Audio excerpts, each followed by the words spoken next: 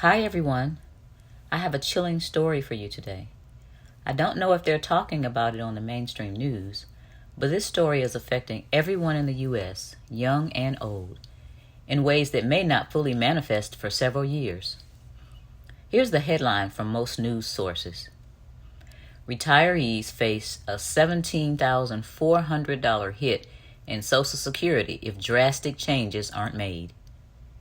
The average retired couple will see a $17,400 Social Security cut in 2033 if the program is allowed to continue on its current path. This information comes in a new report from the nonpartisan Committee on Responsible Federal Budget. The CRFB's analysis proclaims that politicians' promises not to touch the program would actually ensure a reduction in benefits across the board when the trust funds behind the Social Security goes broke in a decade. That fund, called the Old Age Survivors Insurance, OASI Trust Fund, is slated to run out of money by 2033, just when people who are currently 57 years old retire at 72. According to the analysis, once the Old Age and Survivors Insurance Trust Fund becomes insolvent, it will only be able to pay out an amount equivalent to what it receives in funding, meaning a 23% drop in Social Security benefits. That would mean an annual $17,400 loss for the typical dual income couple and a $13,100 reduction for those with a single income. Do you all understand the gravity of this information? Worse yet, those numbers are stunning for low-income earners, which would lose $10,600 to $7,900 in benefits. High-income earners would lose $23,000 to $17,300 in benefits. The committee report points out that those numbers are in current dollars, and when adjusted for inflation, low, medium, and high-income couples would face $8,500, $14,000, and $18,500 cuts, respectively. Although the cut for low-income couples would be smaller, it would represent a larger share of their income. And so senior poverty will rise significantly when Social Security goes broke. Any 2024 presidential candidate who pledges not to touch Social Security is implicitly endorsing a 23% across-the-board benefit cut for the 70 million retirees when the Social Security Retirement Trust Fund reaches insolvency in just a decade. They've been kicking the can down the road. Let's see if anybody stops to pick it up this presidential election season. There are few options available to keep the program healthy. Raise taxes, raise eligibility age, cut cost, or rely on more general tax revenues to cover the gap in funding, which would mean higher budget deficits or potential cuts to other programs. All of the options are politically controversial. Currently, full Social Security benefits are available at age 67, an age minimum that was increased by 2 years since the program was first created roughly 90 years ago. Earlier this year, France raised the age of Social Security from 62 to 64, and the people went ballistic. For several months, France had endured ongoing strikes and protests over this sneaky change. The protests at times brought the country to a standstill, and the protests have often turned violent. The French people were upset about the way that the government forced the law through, using special constitutional powers once it was clear the bill wasn't going to make it through Parliament. Does that tactic sound familiar to you? Social Security is financed by payroll taxes collected from current workers and their employers. So the people working now are paying for the people that are currently retired. And when new people come to work and have their paychecks skimmed, they aren't putting aside funds for their retirement either. They're paying for those who are retired now. This is the largest Ponzi scheme on the face of the earth. The people at the bottom of the pyramid, which consist of the current workforce, are having their funds siphoned off to pay for someone else. I told you this was going to happen 8 years ago in this video. But now the timeline has shortened.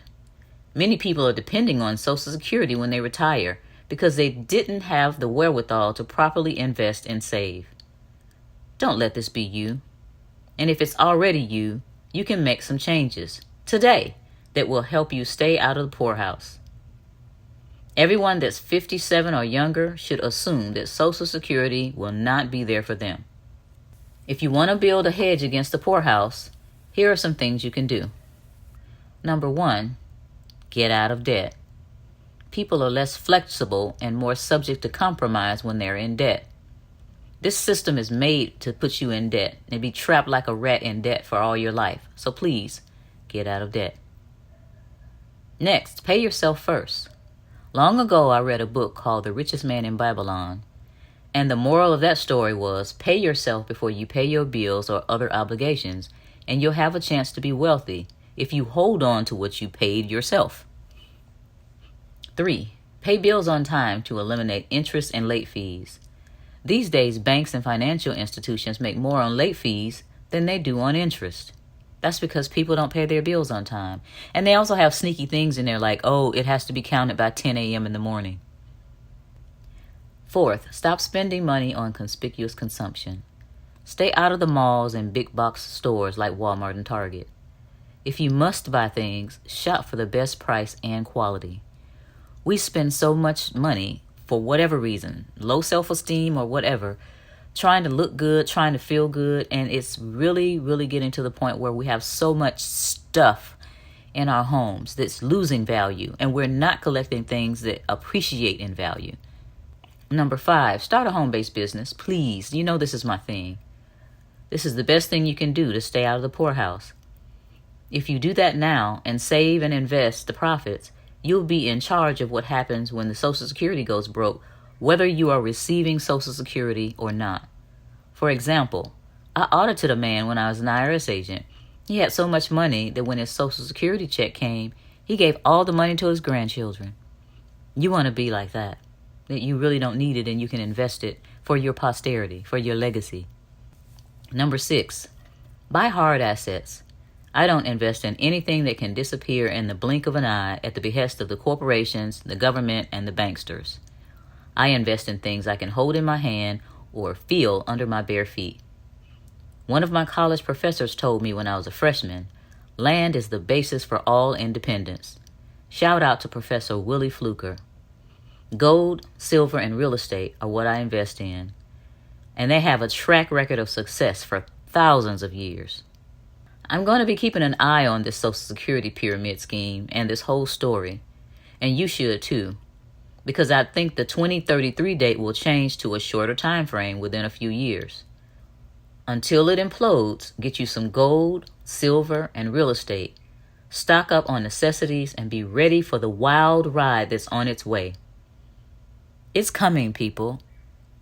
It's coming gradually, but then suddenly. I forgot what book that came from, but it came from a book. Anyway, be vigilant, please. Make sure your family is taken care of. Make sure your relatives, you all have discussions about what's going on and you're prepared. The worst thing that could happen is you not get a chair when the music stops. I said before that I was a master at musical chairs when I was a kid because I made sure my behind was in front of a chair at all times.